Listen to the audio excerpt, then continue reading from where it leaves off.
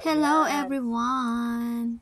Andito kami ngayon sa Santin Farm dito sa Yonglong. Solong-solo namin ang farm. Kaya pala sabi sa amin nung nagbantay, VIP daw kami. Kasi kami lang talaga. Anyways, maganda siya puntahan. First week of February. Kasi siguro inaantay pa yan nila na mag Chinese New Year. Kasi yung mga bulaklak hindi pa siya lahat nagbo-bloom. I think talaga by Chinese New Year ang ganda na dyan. Kasi before 2021 may ganyan din silang mga bulaklak. Ang ganda ng ano namin pagpunta. That was January 23. Siguro ngayon maganda puntahan mga ganong ano din, ganong araw. Katapusan ng January or first week ng Feb. Kasi palapit na ang Chinese New Year.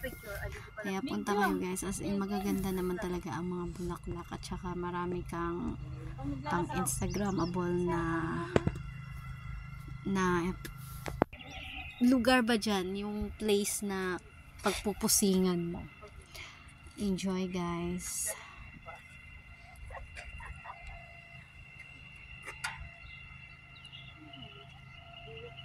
Mayroon akong mamaya. Baka kumalat lalo yan.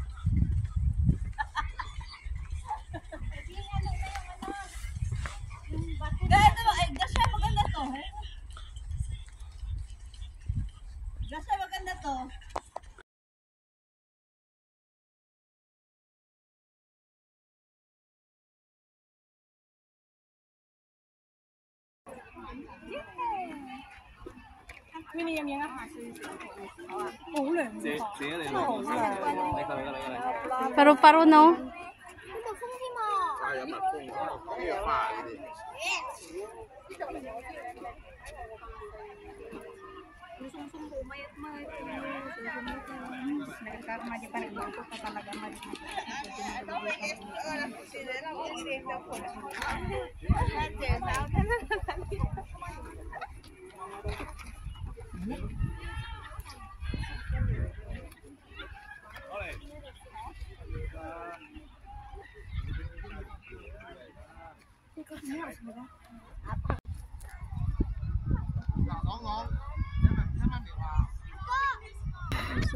Ano, may napitas ka? Wala na ah.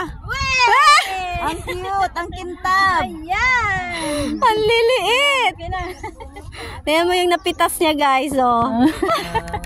Wala nang bunga ang ano, strawberry. 120 na yan guys. Aray ko. Ang ganda ng bundok.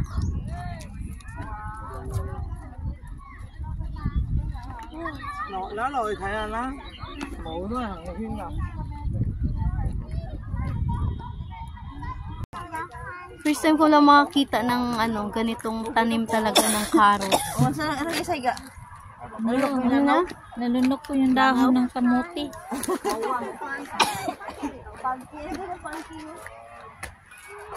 Ang daming carrots. First time kong makakita.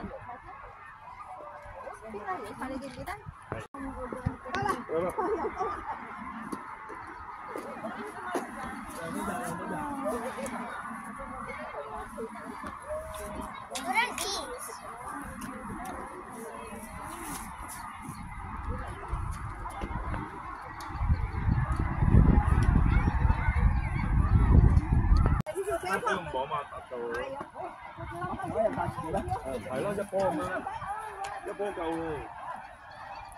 Ang laki ng ano, oh.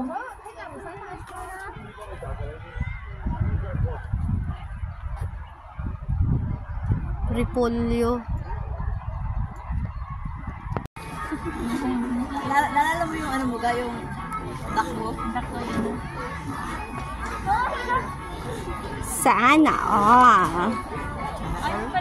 Oo, kasi wala na, nahiya na. Humana. Ha? Gaina raman na, no? Ang isa ganina ra. Ganina na sila.